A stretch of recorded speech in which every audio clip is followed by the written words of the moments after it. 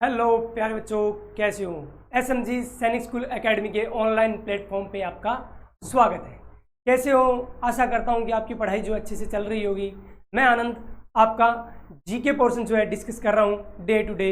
हमने शोर मंडल class complete कर ली है। उसके बाद हमने अक्षांश और देशांतर को आज पढ़ना है। बेटा आज का जो हमारा नया टॉपिक रहेगा वो रहेगा अक्षांश व देशांतर। तो हम इस क्लास को बढ़िया तरीके से पढ़ेंगे, अच्छे से पढ़ेंगे, कैसे एग्जाम में प्रश्न आते हैं उनको भी देखेंगे। बट आपको तैयारी करनी है सैनिक स्कूल, नवोदय विद्यालय और मिलिट्री स्कूल की, तो ये जो चैनल है एसएमजी सैनिक स्कूल एकेडमी का, ये आपके लिए बिल्कुल फ्री में सारा कोर्स आपको यूट्यूब चैनल पे करवाएगा। आपका काम क्या रहता है, सिर्फ डे टू डे पढ़ाई करना है। तो आज हम जो बात कर रहे हैं अक्षांश व देशांतर की, हम आज जो बात करेंगे अक्षांश व देशांतर की, उनको हम डिटेल से पढ़ते हैं। बेटा देखिएगा,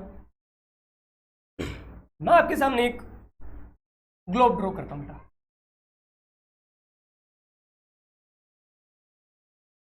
ठीक है बेटा,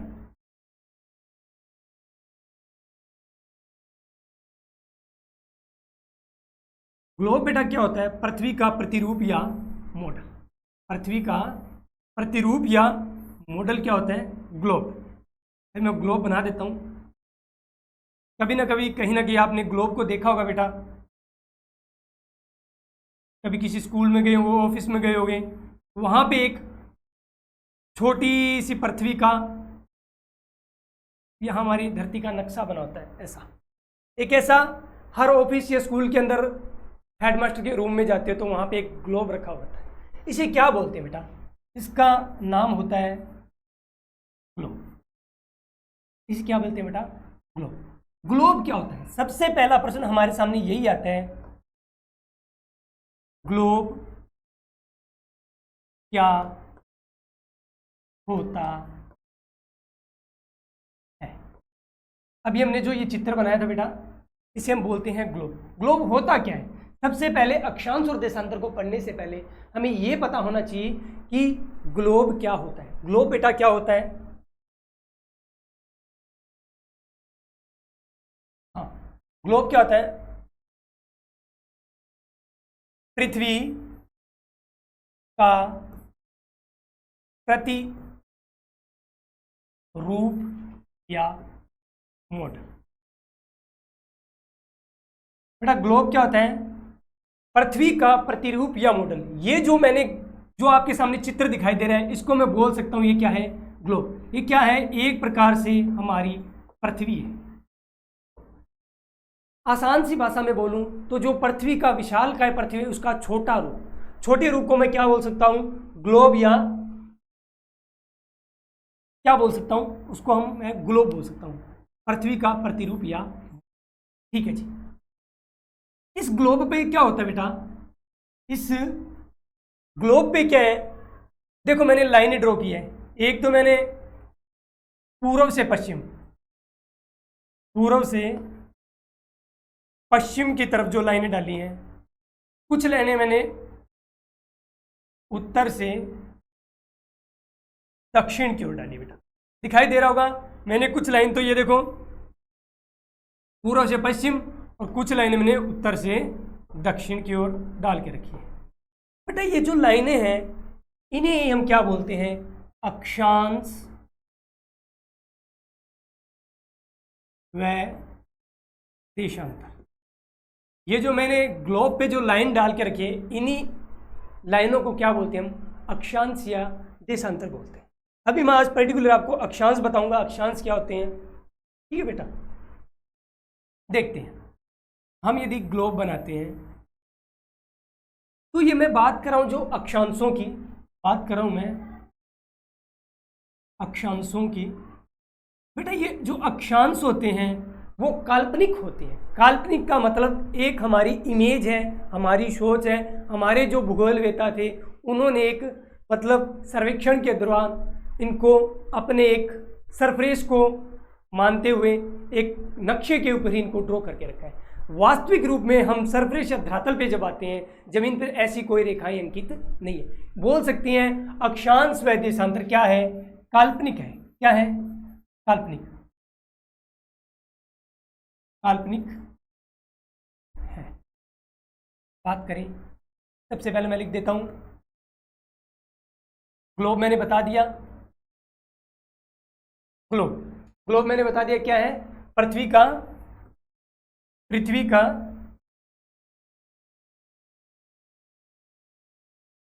प्रतिरूप,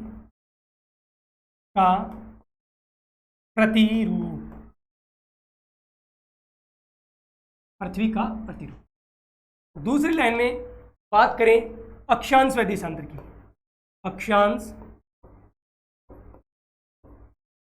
व देशांतर, ग्लोब पर अंकित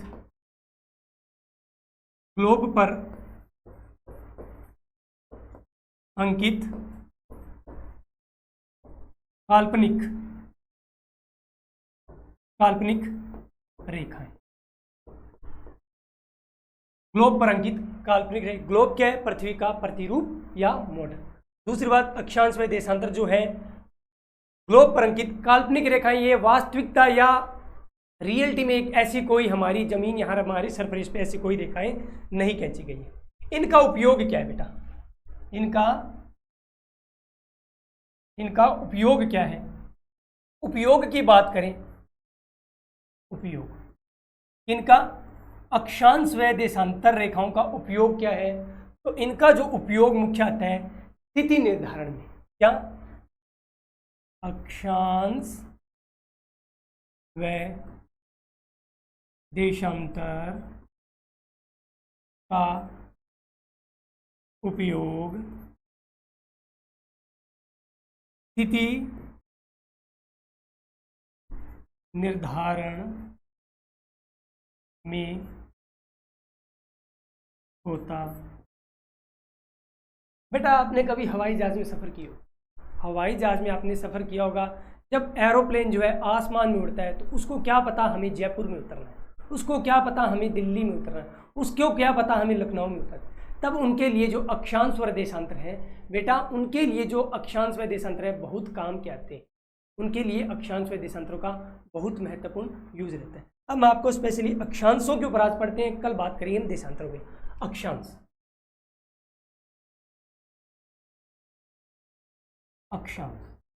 अक्षांश क्या है,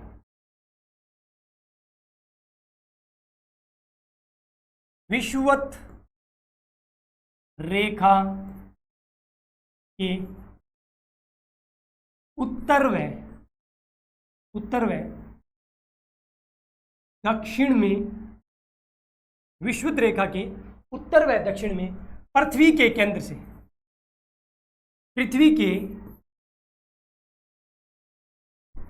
से, मापी गई कोणीय दूरी। विषुवत रेखा के उत्तर व दक्षिण में पृथ्वी के केंद्र से मापी गई कोणीय दूरी। देखिए कैसे, ये मैंने ये ग्लोब बनाया, पृथ्वी को दो बराबर भागों में बांटने का जो काम करती है उस रेखा को हम बोलते हैं भूमध्य रेखा। भूमध्य रेखा क्या बोलते हैं बेटा, भूमध्य रेखा। ये भूमध्य रेखाएं हमारी पृथ्वी को दो भागों में बांट देती है।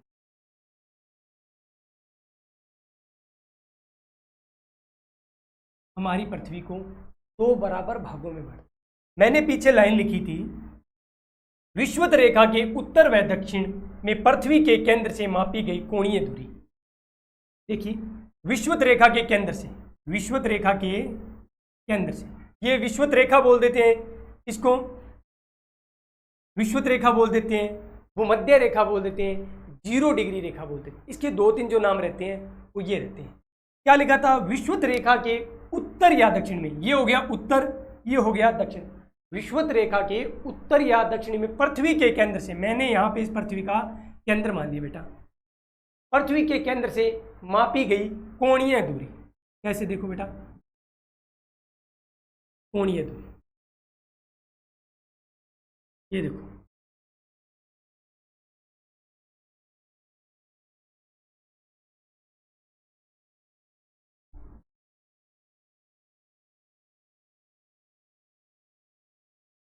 मापी गई कोणीय दूरी। कोणीय दूरी एक हम मैथ के अंदर डी का प्रयोग करते हैं बेटा, जिसमें कोण होते हैं कोण बनाने के लिए। एकदम 90 डिग्री का कोण होता है, एक हम 45 डिग्री का कोण बना लेते हैं, 45। अब हम यहाँ पे भी उस चीज़ को अप्लाई करें तो बेटा ये देखिए, एकदम ऊपर जाएंगे तो यहाँ पे आता है 90 डिग्री, ये हमने 45 बना लिया, ये 23.5 डिग्री, 23.5 डिग्री, 23.5। तो पृथ्वी के केंद्र से मापी गई कोणीय दूरी को हम क्या बोल सकते हैं बेटा? अक्षांश बोल सकते हैं। पृथ्वी के केंद्र से मापी गई कोणीय दूरी को अक्षांश कहते हैं। ये उत्तर और दक्षिण दोनों साइड में अप्लाई होती है बेटा, उत्तर व दक्षिण दोनों साइड में अप्लाई होती है। देखिएगा ये यहाँ से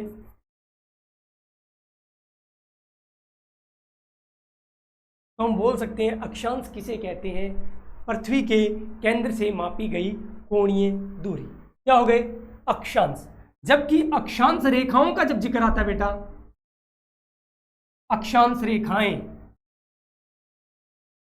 अक्षांश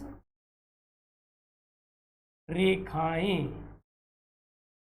अक्षांश रेखाओं को जब हम पढ़ते हैं तो बेटा हमें क्या उसकी डेफिनेशन रहती है? देखिएगा, अक्षांश रेखाओं की डेफिनेशन क्या रहती है? ग्लोब पर पश्चिम से पूर्व या पूर्व से पश्चिम समान कोणीय मानों को मिलाने वाली रेखा। क्या बेटा? समान कोणीय मानों को मिलाने वाली रेखा। मैंने अभी आपको ग्लोब बना के दिखाया था बेटा पीछे वाली स्लाइड में, ये भूमध्य रेखा हो। इसने यहाँ पर जैसे पृथ्वी के केंद्र मैंने ये मान लिया, पृथ्वी केंद्र से ये कोणीय दूरी होगी, मान लीजिए मैंने 45 का कोण बनाया, तो ये क्या हो गया? 45 डिग्री अक्षांश हो गया। अक्षांश रेखाएं कब बनेगी? जब समान कोणीय मानों को मिलाने वाली रेखा। अब मैंने इनको मिलाने 45 पूर्व से पश्चिम, देखें पूर्व और पश्चिम ईस्ट वेस्ट की तरफ जाएंगे, तो मैंने पूर्व से पश्चिम या पश्चिम से पूर्व एक लाइन डाली है, एक रेखा डाली है, तो उस रेखा को क्या बोलेंगे? हम अक्षांश रेखा बोलेंगे बेटा। क्या बोलेंगे? अक्षांश रेखाएं बोलेंगे। ठीक है बेटा, आगे हम बात करते हैं। अक्षांश कितने होते हैं? अक्षांश कितने होते हैं बेटा? जब ग्लोब पर बात करोगे आप, ग्लोब पर बात करोगे तो बेटा हम यहाँ से 0 डिग्री से चलते हैं, तो 1 2 3 करते करते यहाँ पर जब ध्रुवों पर आते हैं, तो यहाँ तक 90 हो जाते हैं बेटा। अक्षांश की बात करते हैं, 0 से लेके के 90 तक जाएंगे तो इनकी संख्या उत्तर की साइड में हो जाएगी 90। उसी प्रकार हम दक्षिण में भी जाते हैं, उसी प्रकार हम दक्षिण में भी जाएंगे, 1 2 3 90 तक चले जाते हैं। तो 90 अक्षांश तो बेटा रहते हैं उत्तर की ओर, या उत्तर दिशा में जाएंगे, या उत्तरी गोलार्ध में 90 अक्षांश रहेंगे, और 90 ही अक्षांश दक्षिणी गोलार्ध में रहते हैं। तो बेटा कुल अक्षांश कितने हो गए? कुल अक्षांश बेटा, कुल अक्षांश कितने हो गए? 90। नॉर्थ वाले कितने बेटा? 90। साउथ वाले कितने हैं? 90। और एक हमारी 0 डिग्री या भूमध्य रेखा भी रहती है, 0 डिग्री या भूमध्य रेखा भी रहती है एक। टोटल हम ऐड करते हैं तो बेटा कितने होते हैं? 90 90 180 और टोटल 180। टोटल कितने हो गए? 180। कितने? 100। तो प्रश्न बनता है कुल अक्षांश कितने होते हैं? प्रश्न बनता है कुल अक्षांश कितने होते।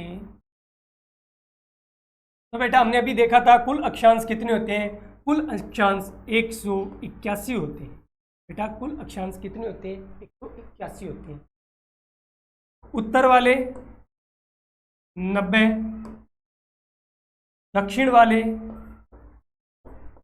90, एक भूमध्य रेखा, भूमध्य रेखा कितनी हो गई, एक भूमध्य रेखा।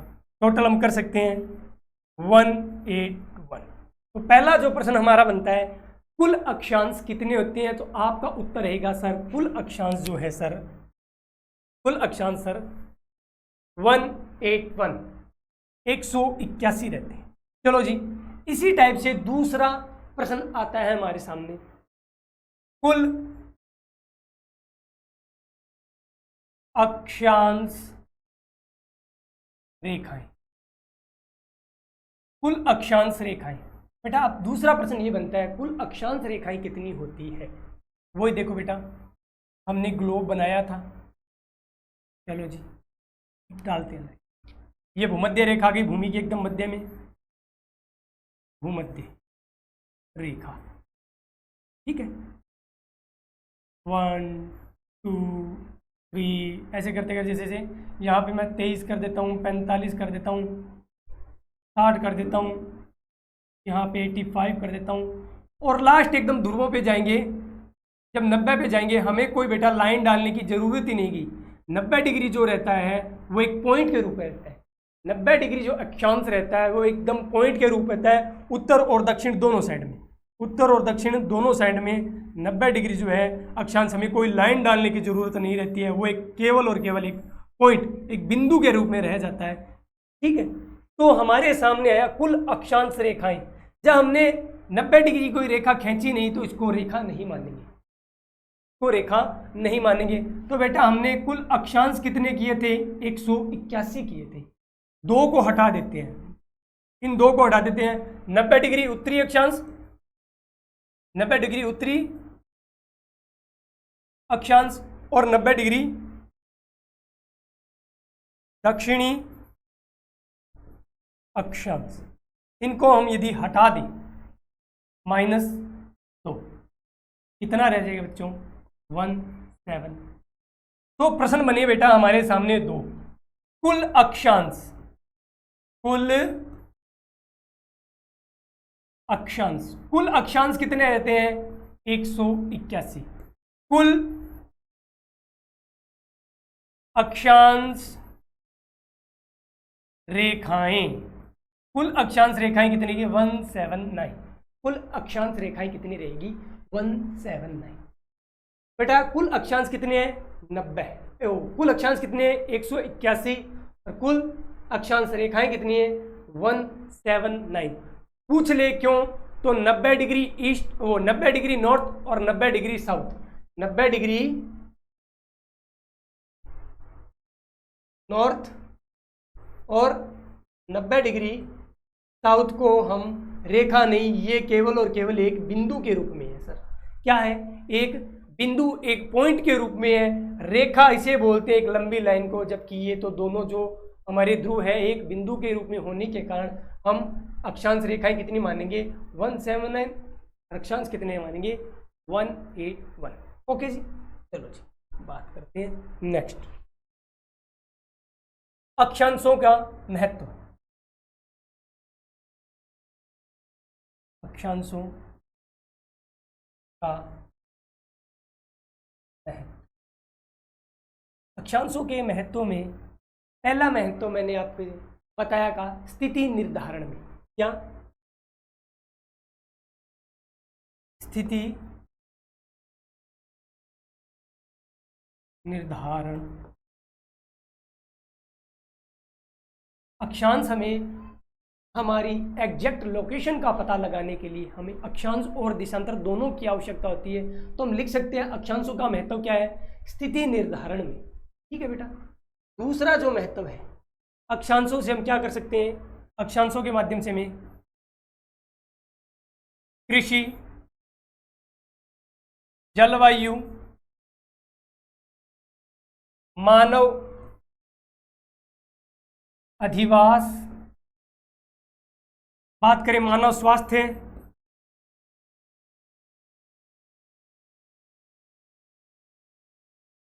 आदि की जानकारी होती है, आदि की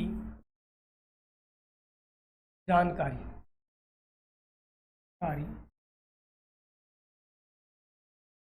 होती। पूछोगे सर कैसे? बेटा बात करते हैं फिर से ग्लोब की।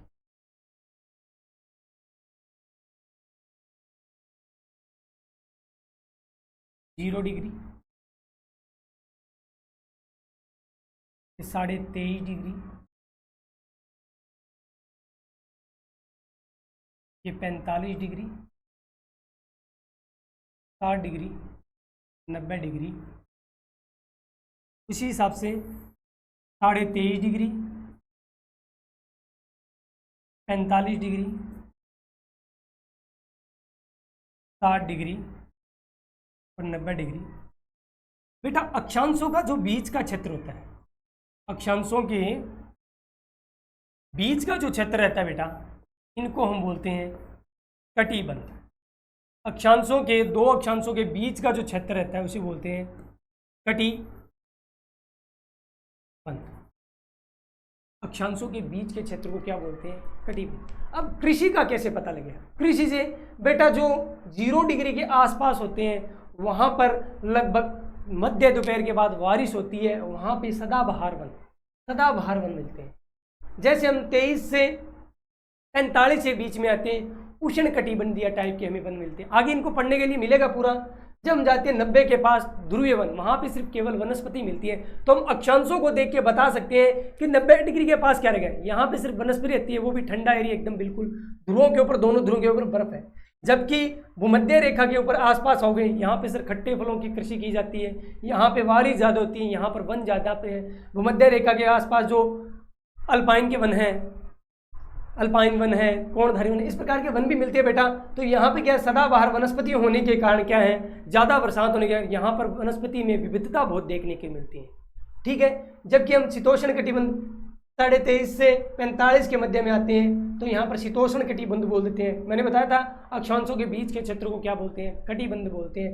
23 से 45 के बीच यहाँ पे ना तो ज़्यादा गर्मी ना ज़्यादा सर्दी रहती है। जैसे हम ध्रुवों के पास जाते हैं तो यहाँ पर सर्दी रहती है। इस हिसाब से अक्षांशों से पता लगा सकते हैं कि यहाँ पे वन कैसे रहेंगे, कृषि किस हिसाब से रहेगी, मानव अधिवास, ठंडे लोगों में कैसे अधिवास में रहेंगे, जबकि गर्म लोगों में कैसे रहेंगे। यहाँ पे लोग जो है गुफाओं में, कंदराओं में रहते हैं, यहाँ पे जबकि लोग पेड़ों के ऊपर, कच्चे घरों में, इस प्रकार से रहते हैं। जैसे मतलब अक्षांशों के देख से हम स्वास्थ्य के ऊपर भी प्रभाव होता है। जो भूमध्य रेखा के आसपास लोग हैं बीमार ज़्यादा रहते हैं, उनकी जो इम्यूनिटी सिस्टम रहता है वो वीक होता है। जबकि मध्य अक्षांशों के अंदर या ध्रुवीय लोगों का जो इम्यूनिटी सिस्टम होता है, ठंडे लोगों का, वो इम्यूनिटी सिस्टम बड़ा बढ़िया होता है, उनकी रोग प्रतिरोधक क्षमता बढ़िया होती है। तो हम अक्षांशों को देखकर कृषि का, जलवायु का, मानव अधिवास और मानव स्वास्थ्य का पता लगा सकते हैं। मोटे रूप में हम पता लगा सकते हैं। एक देखने से आइडिया आपको पूछे कि जो ध्रुवों के पास लोग कैसे कपड़े पहनते हैं, एक एग्जाम्पल लेते हैं, ध्रुवों के पास लोग कैसे कपड़े पहनते होंगे। आपने देखा कि सर ने बताया ध्रुवों पर तो ठंड होती है, बर्फ़ जमी रहती है, तो वो अच्छे खासे जानवरों की खाल के कपड़े पहनेंगे, गुफाओं में या इग्नू में रहेंगे। इस प्रकार की बातें आपको देखते ही पता लग जाएगी। तो अक्षांशों से क्या, एक तो स्थिति निर्धारण, दूसरा कृषि, जलवायु, मानव अधिवास और मानव स्वास्थ्य की हमें जानकारी मिलती है। चलो जी, मानव अधिवासों की जानकारी मिलती है। आगे बात कर लेते हैं, कुछ महत्वपूर्ण पॉइंट आते हैं अक्षांशों के बारे में, तो वो लिख लेता हूं। अक्षांशों के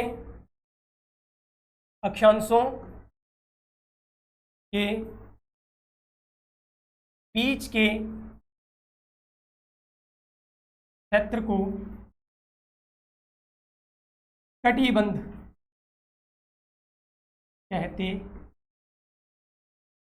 आपने देख लिया था। बाकी जो फैक्ट्स रहते हैं मैं आपको कल और डिस्कस करूंगा इसके ऊपर। अभी हम थोड़ा सा स्टार्ट से वापस चेक कर लेते हैं बेटा।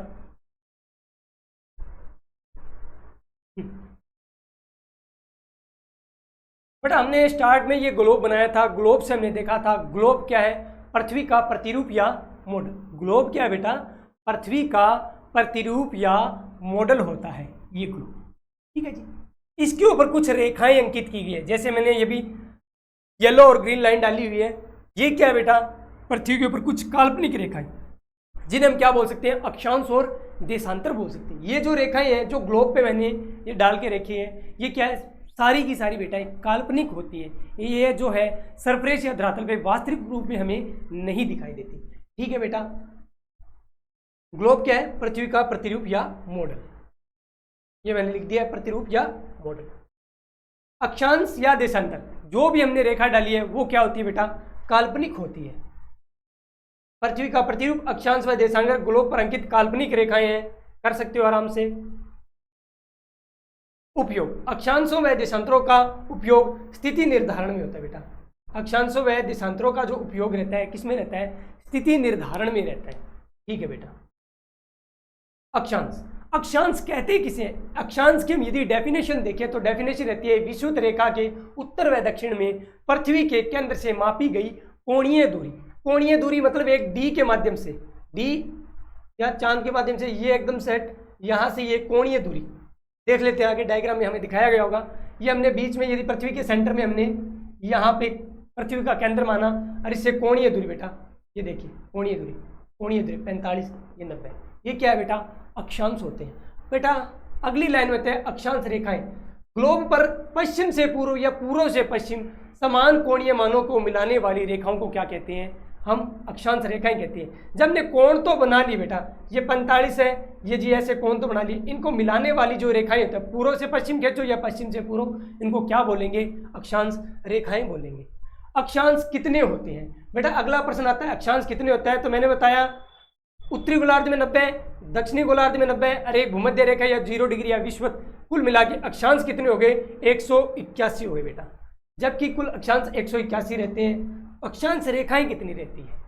कुल अक्षांश रेखाएं, अक्षांश रेखाएं बता दिया कि जो 90 डिग्री ध्रुव उत्तर और 90 डिग्री दक्षिण, ये दोनों बिंदु के रूप में है। तो हम 181 से इसको माइनस करके अक्षांश रेखाएं से पूछे आपसे तो 179 बोल देना बेटा। कितनी? 179। कुल अक्षांश 181, कुल अक्षांश रेखाएं 179। पेपर की दृष्टि से इंपॉर्टेंट रहता है बेटा, दोनों ही कंफ्यूजिंग रहते हैं। कुल अक्षांश 181, कुल अक्षांश रेखाएं पढ़ लेना। अक्षांश रेखाएं लिखा हुआ मिले तो 179 करना है। ओके जी। अक्षांशों का महत्व बेटा स्थिति निर्धारण में कृषि, जलवायु, मानव अधिवास, मानव स्वास्थ्य आदि की जानकारी हमें किससे मिलती है? अक्षांश रेखाओं से मिलती है। बाकी चीज़ों अक्षांश रेखाओं की हमें और भी आगे डिटेल रहती है, कुछ बातें रह गई, 4-5 बातें, वो हम बेटा कल की क्लास में हम डिस्कस करेंगे। इसलिए आप अब पढ़ते रहिएगा, ध्यान से नोट्स बनाते रहिएगा, और सबसे पहला काम जो आपका रहता है चैनल को सब्सक्राइब करना है और ये जो क्लास है इसको शेयर करना है, ताकि ज़्यादा से ज़्यादा बच्चे एकदम बिल्कुल फ्री में पढ़ सकें। गुड नाइट, धन्यवाद।